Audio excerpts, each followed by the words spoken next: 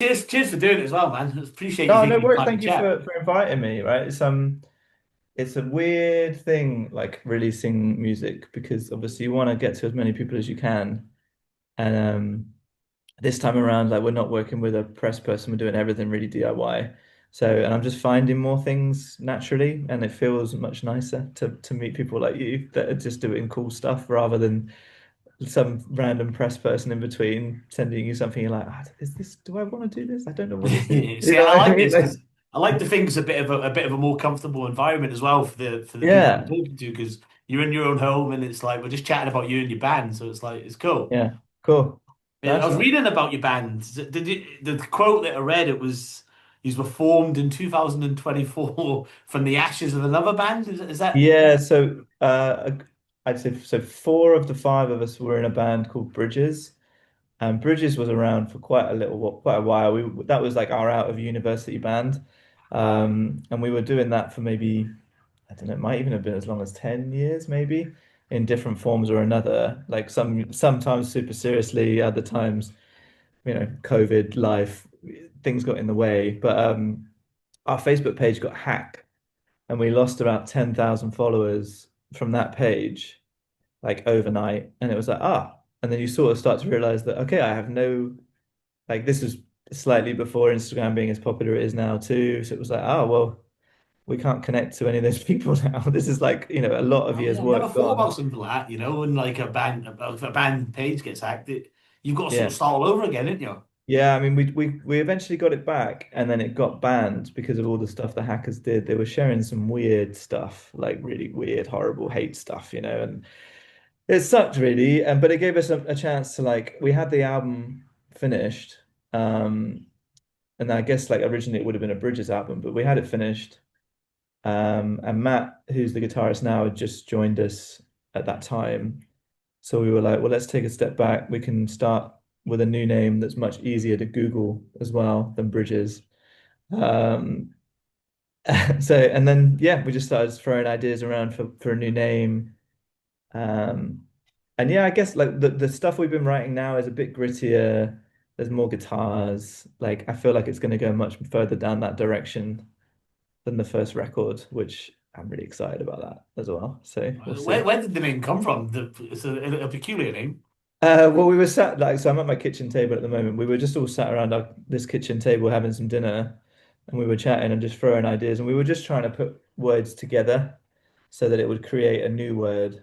And I like, my brothers are in a band called China Bears, and that's kind of how they came up with their name. Is they just picked an animal and they picked a country. So because they taken that idea from like Arctic monkeys or something like that. Do you know Yeah, what I mean? yeah. A feeling and then an animal. So we were doing something kind of similar.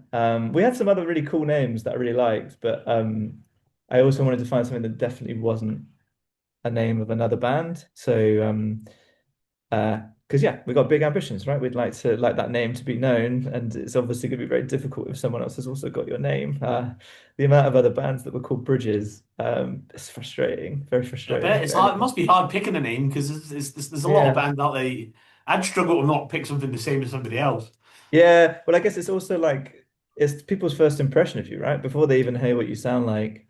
So I hope it like creates a little bit of an atmosphere of what we're about anyway, too. It's definitely influenced by like Midwest emo, some old punk rock, pop punk, that kind of stuff, but it's definitely indie rock. Like my favorite bands in the world are like Manchester Orchestra, The Gaslight Anthem, Frightened Oh, I love Rabbit, Gaslight Anthem. so it's yeah, that kind of sound really. So I yeah. thought there was when I was listening to you today, I thought there was a little bit of Biffy in there as well. Oh yeah, big Biffy fans. Yeah, for sure, Yeah. man. Like yeah, like our drummer Tom's a really big Biffy fan. So yeah, yeah. So that's kind of the goal, like a kind of indie rock, pop rock kind of stuff. And more guitars, man. So that's the goal. So, See, when you're forming your band, is there like, do you get a moment where you think this is the lineup? I know this is this is it. I guess like us as a band, it's kind of just happened naturally.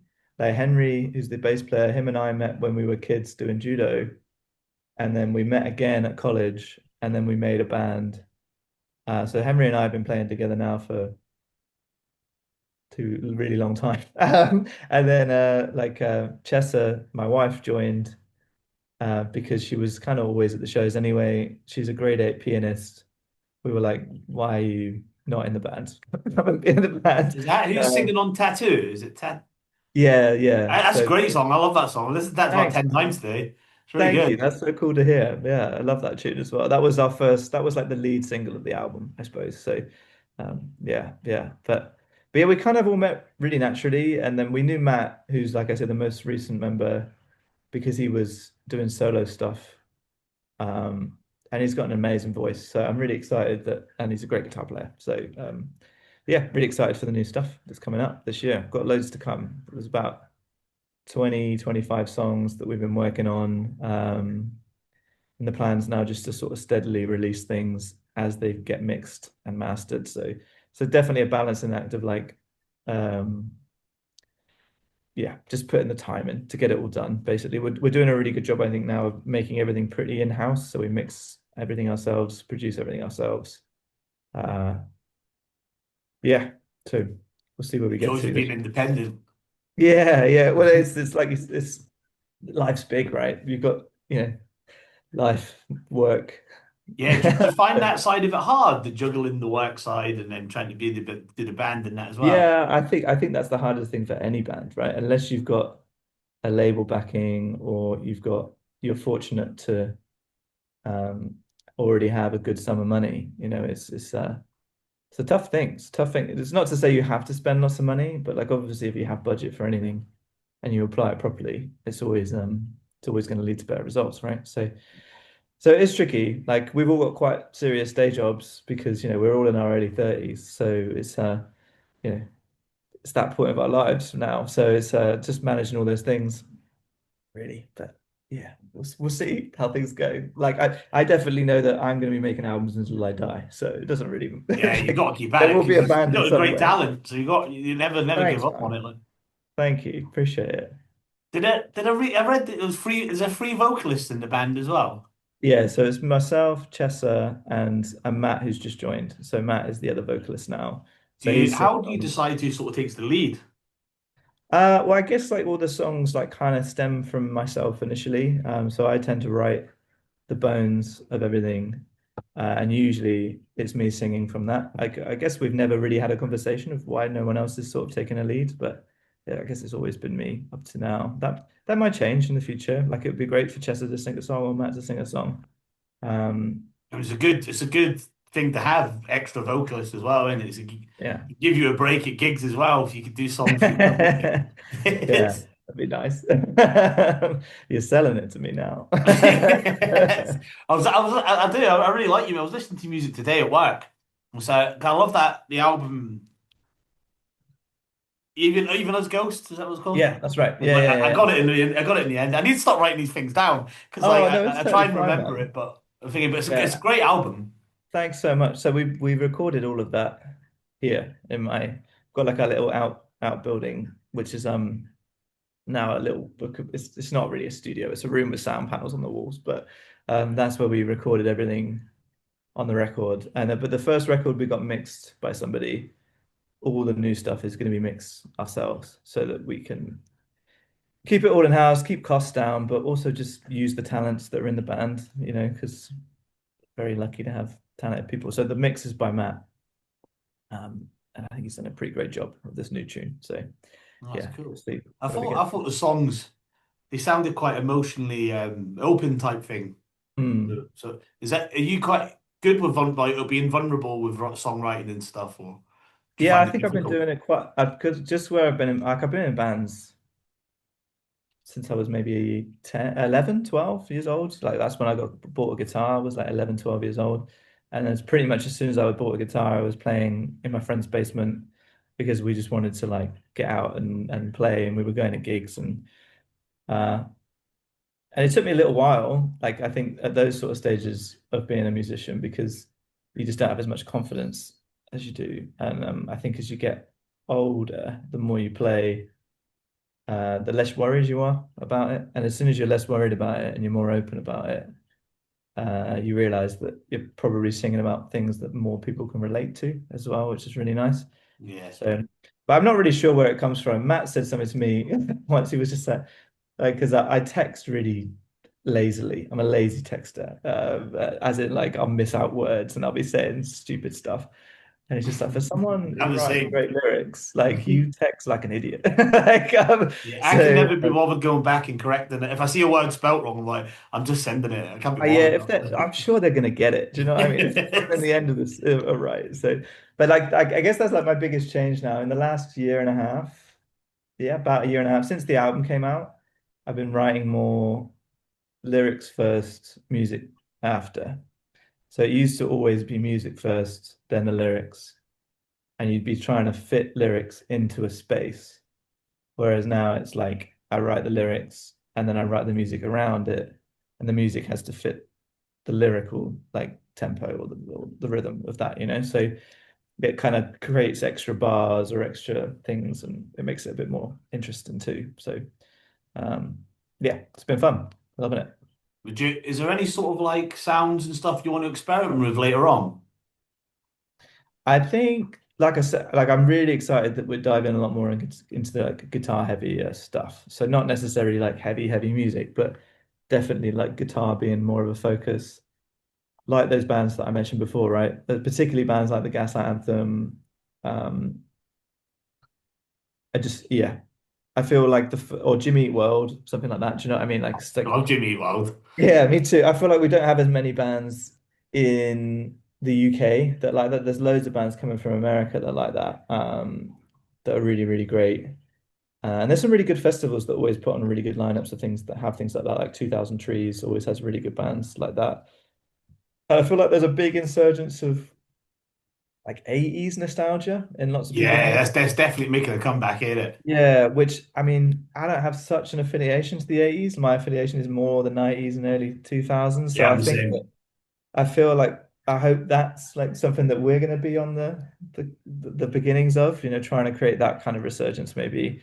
Um, just sort of staying in our lane rather than trying to buckle to something that we're not. So, but then we're five different people that all like very different types of music, right? So it might be that we end up just creating something that is more Maybe in one of line. the other vocalists can do the 80s Yeah. Well, thing. yeah, I mean, I've said Matt's name quite a lot, but Matt is definitely much more inspired by like those kind of synthy 80s sounds and things like that too. And but yeah, I guess we'll see. Like it's always challenging when you're putting something together as a group because you have a vision of what it's going to sound like before you bring it to four other people. And but everybody's obviously going to add their own flair. And you don't want to stifle creativity, right? You want to make sure that everybody's putting in what they want to put into it. But Yeah. sometimes it's a bit like, that's not quite how I was hearing it though. And it's a shame that we didn't get to hear it like that first, you know? So it's a, yeah, challenge. So Do you think the landscape's looking a bit better for bands now as well? Because there was a time where it looked like bands were sort of on the back foot, wasn't it? I think it's getting better, I think. I think it depends where you are. Like there's always like certain cities and certain towns are still going to have really great scenes. And if there's a great scene and a great promoter, who's or just like a great person that's bringing more things into a town or a city is going to help grow that. I think it's expensive to be in a band for sure, like especially an original band. Like so, like to all get into cars or to hire a van and go out, you know, and you've got to build a name first. It's kind of why we do less live shows really now. Like we pretty much just do ones that we know can work for now. Um, if we're going to do the full band thing. Like if we're taking a risk, we've got to know that there's a real chance that risk is going to pay off, you know? So I think that's probably a similar boat for a lot of friends bands like who It's are hard for bands like yourselves as well, isn't it? Because a lot of like places where I live anyway, a lot of places just book like cover bands and things like Mhm. that. But there's not a lot of places where I can go to watch like an original band that do their own Yeah. stuff, which I want more of. But That whole thing's really hard to say though, man, isn't it? I feel like uh the nature of like an original band as well, like you obviously don't know what you're going to get. And it might be your new favorite band, or it might be genuinely the worst thing you've ever heard. Do you know what I mean? So it's really tricky. And I think that like ticket prices are really hard, like in the sense of if something costs a fiver, It's probably going to cost me £7 to buy a beer now. So Yeah. is a beer better than three bands? You know what I mean? Probably not. So I feel like that is something in the grassroots sector that is always being pushed back on, of like trying to keep music affordable. But I think it makes it undervalued as well, you know. So not that I want to charge people loads of money, but I also don't I want people to realize the value of what it takes to go out Yeah, and because do the it. band's got to make money somehow, isn't they? Well, I'd be happy to break even. I'm very happy to go and play a show that's sold out, or like to 100 people or 50 people, and know that we're going to break even, or we need to make up something on merch. Do you know what I mean? Like, but Yeah. yeah, Yeah, it's because the tough. buzz is, I imagine the buzz being in a band's better than the payday, I suppose. Yeah, well, I guess it depends, right? Some days are really good, some days are not so good. So, but if you don't go out on the roads eventually, then you'll never get started, right? Yeah. So Hey, you've got well, your type of music's got to be played live anyway. It's got to yeah, man. Well, be. hopefully we'll get to come up and be near you at some point. I'd love to Yeah, do that. where are you based? So we're most like I live in a town called Chippenham, but the band kind of spread out across the southwest. So all of us are about half an hour to an hour from Bristol. So Bristol, I guess, is our closest city. Oh, So yeah. See, I'm Corby. I'm near like Leicester and Northampton. oh, cool, So it's nice, all man. right. But we got it's all right for music. Like Northampton's really good for gigs and stuff. So it's good that that's Yeah, close by. yeah. I think I played in Northampton once, long, long, long time ago. But yeah, don't really remember it now, sadly. But yeah. Um, Is there any of your songs that are like personal to you, like mean the most to you? I'm really proud of this new track, Suki. I like it. Really is a good bridge between the album and what's coming. And yeah, super proud that it's something we've completely made ourselves. And I think it's a good beginning to what's coming next. So yeah, that's my current favorite, which I'm sure most people would say their current release is their current favorite. But Yeah, like, it's a good track. I'd listen to that today as well. But I thanks, had a man. real good listen to the album. Like I thought it would sound like a bit of a coming of age type album. Oh man, for sure. Yeah, like that record's definitely about, trying to figure out who you are. And I guess the next one is going to be a little bit more about that. Maybe one day I'll work it out. But it's I think a lot of people late 20s, mid 20s, bit lost, you know. So Yeah, I'm still but out with now, that, and I'm 38. yeah, yeah, that's what I mean, right? Like whereas like this next record, like we're definitely exploring more of like, you know, the things that fulfill you, what makes you feel alive, what's important. Um, yeah, so we're not like a big art project or anything, but like I feel like we're trying to dig a little bit deeper than surface level. Um, uh, and not that there's anything wrong with surface level cool indie rock, but I guess we're just going to do our thing, and hopefully people are going to want to dig that. Definitely not going to try and change who we are to fit something else, if you see what I mean. So. Yeah, defo. Is there any sort of dream collaborations you'd like down the line if you do get to that next level? That's a good question. I suppose, like personally, like it's less of a person, but more of like I'd love to go and just make a record in a studio with a better producer or with a producer. Um, that's a really silly answer, I suppose, but we've just never done it like that. We've always done things DIY, so we've never had that opportunity to do that. So yeah, I would love to do that eventually. So it's less of a singular person and more of a uh, I don't know enough producers to tell you one off the top of my head, but like that, I think that's the thing that I would probably want to do the most for sure. Oh, cool. What's next for the band and yourself then? So the rest of the year is definitely filled now with more music. So Suki's just come out. Really happy with Suki. We were hopeful to release another single sort of May time, maybe June time. We're currently in like the recording stage for that. Hopeful to have the mix ready by April. And yeah, like I said, we're booking in some shows basically. I'm writing to lots of friends' bands to try and do some gig swap stuff. And we've got a festival called Loop Fest in May, which is up in Shrewsbury. So we're going to be up there in May. I've just booked in another headline for Bristol at the end of the year because we just had our first headline beginning of February, which was great.